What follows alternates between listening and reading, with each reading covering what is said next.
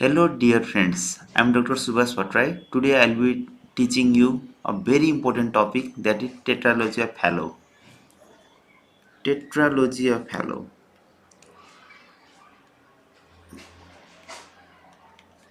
Of Fallot. Fallot is the name of the physician who have discovered this disease, this congenital heart disease. Tetra means there are total 4 components. Overall, this is the most common cyanotic heart disease. Most common cyanotic heart disease. Heart disease. Tetralogy of Fallot. Why this 4 component occurs in tetralogy of Fallot? Look here. This is heart. This is right ventricle. This is left ventricle. This is left atrium. This is atrium. In between right ventricle and left ventricle, this is ventricular septum. Ventricular septum. This upper part of the ventricular septum is called this black, which I have drawn in black. This is infundibular septum. It separates the pulmonary valve and the aortic valve. And here is tricuspid valve, here is mitral valve. What happened in tetralogy of Fallot? This infundibular septum, which is normally present here, is shifted anteriorly and superiorly. Infundibular septum. This is the normal structure, but what happened in tetralogy of Fallot is this normal structure, this is shifted anteriorly and superiorly, as a result of which this will squeeze the pulmonary valve and there will be pulmonary stenosis and there will be large area remaining here. This is overriding of the aorta and there is a defect here. This is ventricular septal defect, and as a result the blood has to pass through a stenotic pulmonary valve, so there will be right ventricular hypertrophy. This is the basis for this 4 component. What I have told you, that there will be anterior displacement of the anterior and superior displacement of infundibular septum, and this result in 4 component, that is pulmonary stenosis, overriding of the aorta, ventricular septal defect, and right ventricular hypertrophy. Just remember this, and anterior displacement of infundibular septum, and it result in 4 component. One is pulmonary stenosis, and next one is overriding of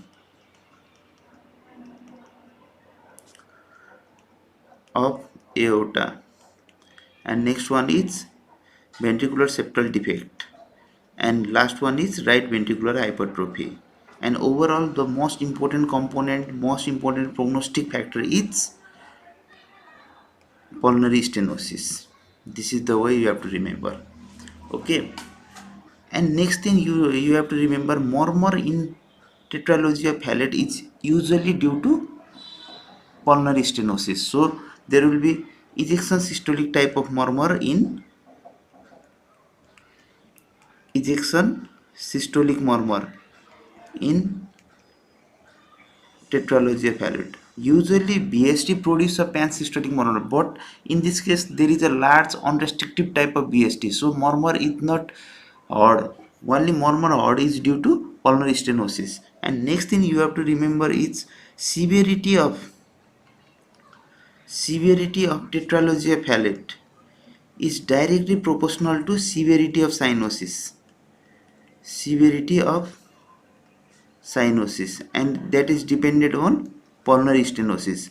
The more there is pulmonary stenosis, the more severe will be cyanosis, and the more severe will be tetralogy of Fallot.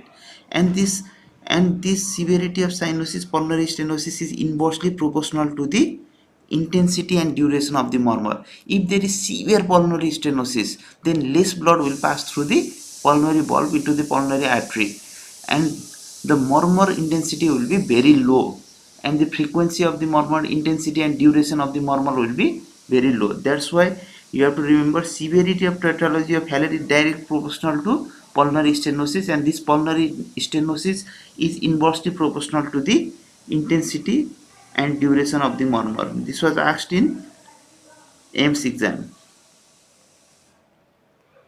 Duration of murmur.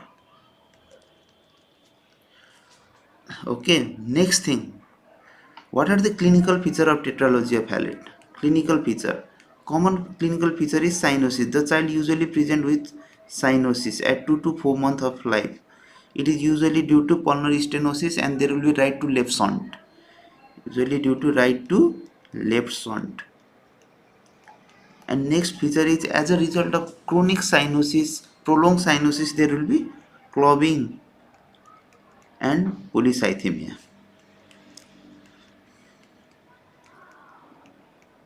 Polycythemia. Okay, these are the common clinical feature. Other clinical feature will be failure to thrive. Okay, what are the complication of tetralogy of Fallot? What are the complication? The common complication of tetralogy of Fallot that is frequently asked in MCQ with Tet spell, which is also known as cyanotic spell. What is cyanotic spell? If there is increase, cyanotic spell means time at which the cyanosis increases. Look, what cyanotic spell means there is increase in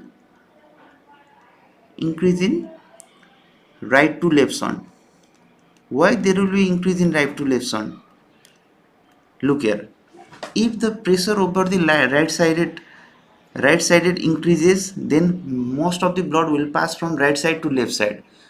Or if the pressure over the left sided decreases due to any cause, then also the blood will pass from right side to left side. As you all know that blood will pass from high pressure system to low pressure system. That's why in order to increase right to left shunt, the pressure over the right side should either increase or pressure over the left side should decrease.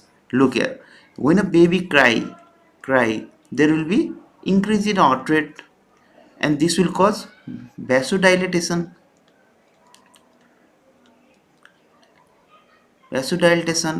and this will decrease in systemic vascular resistance and there will be decreased pressure over the left side artery arteriole हैन left sided हार्टमा के हुन्छ कम pressure हुन्छ त्यसले गर्दाखेरि यो सबैले गर्दाखेरि के हुन्छ अब लेफ्ट साइडमा कम प्रेसर हुँदा बित्तिकै के हुन्छ ब्लड जति राइटबाट लेफ्टमा बग्न थाल्छ के त्यही भएर यो increase left to right shunt हुन्छ के increase right to left shunt, sorry, increase right to left shunt हुन्छ यो increase right to left shunt भएपछि के हुन्छ त हैन बच्चा के हुन्छ सिभियर साइनोसिस हुन्छ अब ब्लड जति राइटबाट लेफ्टमा गछ पल्मनरी भल्भबाट पल्मनरी आर्टरी हुँदै लङ्समा त जानै पाएको छैन त्यही भएर त्यतिखेर अब पल्मनरी आर्टरीमा ब्लड नगएपछि त मर्मरको इन्टेन्सिटी पनि के हुन्छ कम हुन्छ हैन त्यतिखेर टेट स्पेलमा के हुन्छ भनेर पनि सोध्छ इन्टेन्सिटी अफ मर्मर के हुन्छ मर्मर डिक्रिजेज भन्छ के है अब सिभियर साइनोसिस भएपछि हाइपोक्सिया हुन्छ हैन त्यसपछि अरु के हुन्छ हाइपरकार्बिया हुन्छ अर्को के हुन्छ मेटाबोलिक एसिडोसिस हुन्छ हैन हाइपोक्सिया भयो भने एनरोबिक मेटाबोलिजम हुन्छ त्यसले गर्दा ल्याक्टिक एसिड फर्मेसन हुन्छ त्यसले गर्दाखेरि मेटाबोलिक एसिडोसिस हुन्छ है अब यो सबै हाइपोक्सिया हाइपरकार्बिया अनि मेटाबोलिक एसिडोसिस भएपछि यसले के गर्छ respiratory centre in the brain will get stimulated है respiratory centre in brain gets stimulated अनि यसले गर्दाखेरि के हुन्छ रेस्पिरेटरी सेन्टरहरु स्टिमुलेट हुँदा बित्तिकै यसले के गर्छ फास्ट र डीप ब्रिदिङ हुन्छ त्यसलाई के भन्छ हाइपरनिया हुन थाल्छ हाइपरनिया हुन्छ हाइपरनिया भएपछि के हुन्छ राइट साइडेड हाइपरनिया भएपछि के हुन्छ त चाँचाडो सास फेर्यो हैन चाँचाडो डीप ब्रिदिङ भयो भने के हुन्छ नेगेटिभ इन्ट्राथोरासिक प्रेसर हुन्छ त्यसले गर्दाखेरि राइट साइडेड अफ द हार्टमा प्रेसर कम हुँदा बित्तिकै राइट साइडेडमा के हुन्छ ब्लड बढी आउँछ त्यसले गर्दाखेरि राइट साइडमा ब्लड बढी आउँछ त्यसले झन के गराउँछ राइट टु लेफ्ट सन्ट झन बढाएर जान्छ के है त्यही भएर त यो एउटा भिसियस साइकल भइरहेको छ के यसलाई के भन्छ साइनोटिक स्पेल अथवा टेट स्पेल भन्छ है त त्यही भएर यसलाई के भन्छ, एउटा सिरिज अफ इभेन्ट भइरहेको छ, घुमिरहेको छ, त्यही भएर यसलाई, यसको नाम के हो, साइनेटिक स्पेल अथवा टेट। टेट्रालोजी अफ फ्यालेटको सुरुको 3 लेटर के छ, टेट छ नि त होइन, त्यही भएर टेट स्पेल अथवा साइनेटिक स्पेल। अब यो ट्रिटमेन्टमा के गर्ने त, ट्रिटमेन्टमा के गर्ने, ट्रिटमेन्टमा कि बच्चालाई क्राई गर्न दिन भएन होइन, कि बच्चाको हार्ट रेट चाहिँ बढ्न दिन भएन। यसको लागि हामीले के गर्न, क्राई गर्न नदिनको लागि हामीले के गर्न सकिन्छ, केटामिन दिन पर्यो बच्चालाई होइन। अनि अर्को चाहिँ के गर्न सकिन्छ, अरू के गर्न सकिन्छ होइन, मर्फिन पनि दिन सकिन्छ। हार्ट रेट घटाउनको लागि के गर्न पर्यो, हार्ट रेट घटाउनको लागि के दिन सकिन्छ, प्रोप्यानोलोल दिन सकिन्छ होइन। सिस्टमिक भ्यास्कुलर रेजिस्टेन्स बढिरहेछ, त्यसलाई घटाउनु, के अरे घटेर हुने हो नि त, यो राइट टु लेफ्ट सन्ट त सिस्टमिक भ्यास्कुलर रेजिस्टेन्स घटेर हुने हो। त्यही भएर त्यसलाई बढाउनको लागि हामीले के गर्न सकिन्छ, सिस्टमिक भ्यास्कुलर रेजिस्टेन्स बढाउने कुरा गर्नुपर्छ। बढाउन कसरी बढाउन सकिन्छ, एउटा स्क्वाटिङ पोजिसनमा राखेर बढ्छ सिस्टमिक भ्यास्कुलर रेजिस्टेन्स होइन। अब ठुल्ठुलो बच्चा पो स्क्वाटिङ पोजिसनमा बस्छ भन्दा मान्छ, सानो बच्चा त हुन्न त्यस्तो। त्यही भएर सानो बच्चाहरूलाई के गर्न सकिन्छ, निचेस्ट पोजिसनमा राख्नुपर्छ। अर्को सिस्टमिक भ्यास्कुलर रेजिस्टेन्स बढाउनको लागि अर्को एउटा ड्रग दिन सकिन्छ, alpha 1 agonist drug. Alpha 1 agonist drug भनेको न फिनाइललेफ्रिन दिन सकिन्छ है। अनि अरू जस्तै यहाँ हाइपोक्सिया भइरहेछ बच्चालाई, हाइपोक्सिया भएपछि हामीले के दिन पर्यो, एउटा अक्सिजन पनि दिन पर्यो होइन। अर्को यहाँ मेटाबोलिक एसिडोसिस भइरहेछ भन्यो भने हामीले के दिन सकिन्छ, सोडियम बाइकार्बोनेट दिन सकिन्छ। त्यही भएर ट्रिटमेन्टमा यो सबै आउँछ के, ketamine, morphine, propranolol, squatting position, knee chest position, alpha 1 agonist, phenylephrine, oxygen, sodium bicarbonate है। अक्सिजन पनि दिनुपर्छ है, यो पनि एम्समा सोधेछ, oxygen is use in treatment of tetralogy Fallot or not भनेर अक्सिजन पनि दिनुपर्छ है। एउटा त कम्प्लिकेसन हाम्रो टेट स्पेल भयो टेट्रालोजी फ्यालोको है। अरू कम्प्लिकेसन के हुन्छ, मैले भनेछु पोलिसाइथेमिया हुन्छ भनेछु। पोलिसाइथेमिया भएपछि ब्लडको भिस्कोसिटी के हुन्छ, बढ्छ। त्यसले गर्दाखेरि अर्को के हुनसक्छ, थ्रम्बोसिस हुनसक्छ।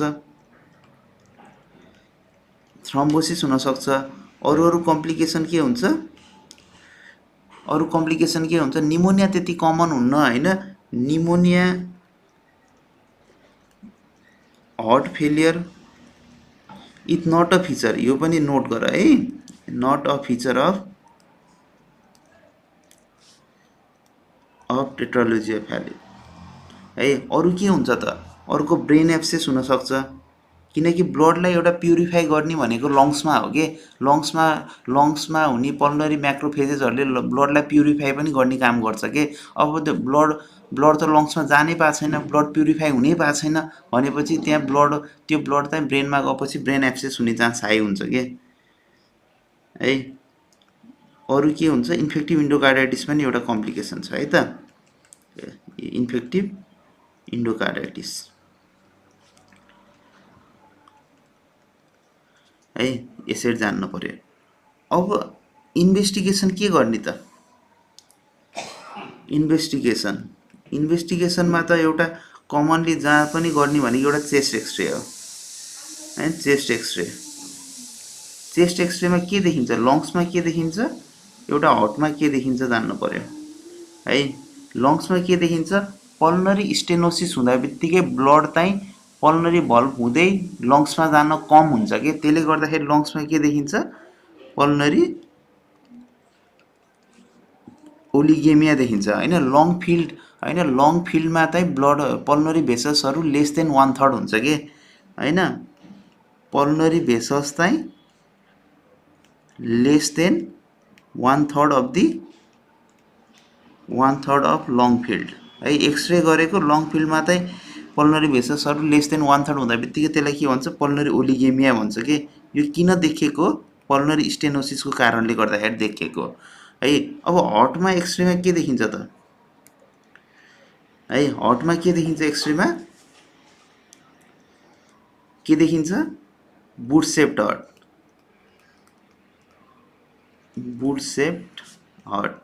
यो बुट सेप्ड हार्ट किन देखिएको त होइन, यसलाई के पनि भन्छ, बुट सेप्ड हार्टले किन पनि भन्छ, कोर इन स्याबोट एपिरेन्स यो किन देखिएको ड्यू टु राइट भेन्ट्रिकुलर हाइपरट्रोफीको कारणले गर्दाखेरि यो देखिएको है त। राइट भेन्ट्रिकुलर हाइपरट्रोफी हुँदा बित्तिकै त्यसले एपेक्सलाई त आउटटर्न र अपवर्ड सिफ्ट गर्छ, त्यही भएर चाहिँ बुट सेप्ड हर्ट देखिन्छ हैन। अरू हामीले गर्न सक्ने भनेको इसिजी गरेर आरबिएचको फिचर हेर्न सकिन्छ, इको गर्यो भने त डेफिनेट डायग्नोसिसै गर्न सकिन्छ है। यो कुरा जान्नु पर्यो। अब अरू कुराहरू है। अब ट्रिटमेन्टमा यसको दुईटा कुरा छ, एउटा डेफिनेटिभ ट्रिटमेन्ट, एउटा चाहिँ हैन एउटा प्यालिएटिभ ट्रिटमेन्ट है। ट्रिटमेन्टमा यसको दुईटा के छ, एउटा डेफिनेटिभ ट्रिटमेन्ट। डेफिनेटिभ ट्रिटमेन्ट भन्दा बित्तिकै यसको त अब भिएसटी छ, त्यो भिएसटीलाई क्लोज गर्न पर्यो, पल्मोनरी स्टेनोसिसलाई रिपेयर गर्न पर्यो है। भिएसटी क्लोजर एन्ड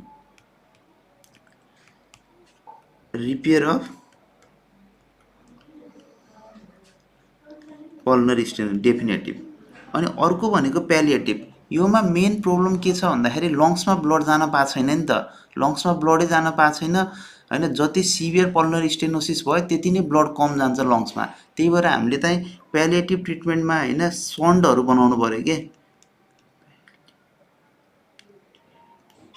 हैन। के गर्नु पर्यो, सन्ड सर्जरीजहरू गर्न पर्यो। त्यो सन्ड सर्जरीहरूको मेन एम के हो, सन्ड सर्जरी यसको मेन एम के हो, to increase pulmonary blood flow है। पल्मोनरी ब्लड फ्लो त बढाउनु पर्यो। यहाँ त मेन गाह्रो के भन्छ, पल्मोनरी स्टेनोसिस भएपछि लङ्समा ब्लड जानै भएको छैन। त्यही भएर हामीले के गर्नु पर्यो, एउटालाई चाहिँ पल्मोनरी आर्ट्रीसँग चाहिँ कनेक्सन गर्नु पर्यो के, पल्मोनरी आर्ट्रीसँग कनेक्सन गर्नु पर्यो। त्यसपछि त ब्लड त एउटामा हाई प्रेसर हुन्छ, त्यहाँबाट त पल्मोनरी आर्ट्री लो प्रेसरमा त सर ब्लड जान्छ हैन। त्यही भएर लङ्समा चाहिँ ब्लड मजाले गएपछि त्यो ब्लड त प्युरिफाई हुन्छ, त्यही आउँछ। त्यही भएर चाहिँ हाम्रो एम भनेको चाहिँ पल्मोनरी ब्लड फ्लो बढाउने हो। त्यो सन्ड सर्जरीहरू त्यस्तो गर्नुपर्छ है त। अब सन्ड सर्जरीहरूको नाम छ है। हामीले के कनेक्सन गर्छौँ त हामीले भन्यौँ नि त हैन। हामीले केमा जोड्छौँ भन्यौँ, पल्मोनरी आर्ट्रीमा जोड्छौँ भने हैन। पल्मोनरी आर्ट्रीमा त जोड्नै पर्यो, पल्मोनरी आर्ट्रीमा है।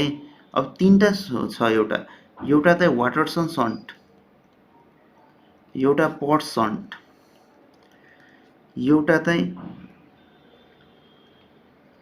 ब्यालाक्टोसिक सन्ट है।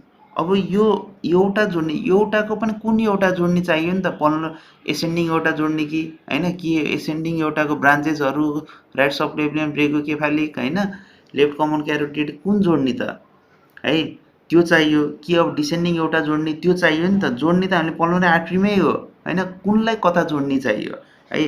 अब तपाईहरुलाई के चाहिन्छ भन्दाखेरि ब्यालाक्टोसिङमा चाहिँ पल्मोनरी आर्ट्रीसँग के जोडिन्छ, वाटरसन सन्डमा के जोडिन्छ, पट सन्डमा के जोडिन्छ भनेर चाहिन्छ। त्यही भएर अब एउटा के जान्नु पर्यो भन्दाखेरि यो ट्याप भयो है, ट्यापबाट पानी आइराछ हैन। हामीले तल के राख्छौँ, पट राख्छौँ हैन। पानी थाप्नको लागि तल पट राखिन्छ नि त हैन। पानी माथिबाट आछ, पट हामीले कहाँ राखेछौँ, तल राखेछौँ। त्यसरी नै यो एउटा हो है। एउटा कुन एउटा माथि हुन्छ, एसेन्डिङ एउटा कहाँ हुन्छ, माथि हुन्छ एसेन्डिङ एउटा हैन। डिसेन्डिङ एउटा कहाँ छ, तल छ। त्यसरी नै पट पनि तल छ हैन। डिसेन्डिङ एउटा भनेको पट तल हुन्छ, पट डिसेन्डिङ एउटा पनि तल हुन्छ। त्यसरी नै डिसेन्डिङ एउटा र पल्मोनरी आर्ट्री जोड्यो भने त्यसलाई के भन्छ, पट सन्ड भन्छ के। पानी माथिबाट आछ, माथि एसेन्डिङ एउटा हुन्छ। त्यसरी नै एसेन्डिङ एउटा प्लस पल्मोनरी आर्ट्री जोड्यो भने त्यसलाई के भन्छ, वाटरसन सन्ड भन्छ के। अब ब्यालाक्टोसिक सन्ड भनेको त सबक्लेवियन आर्ट्री है। Subclavian artery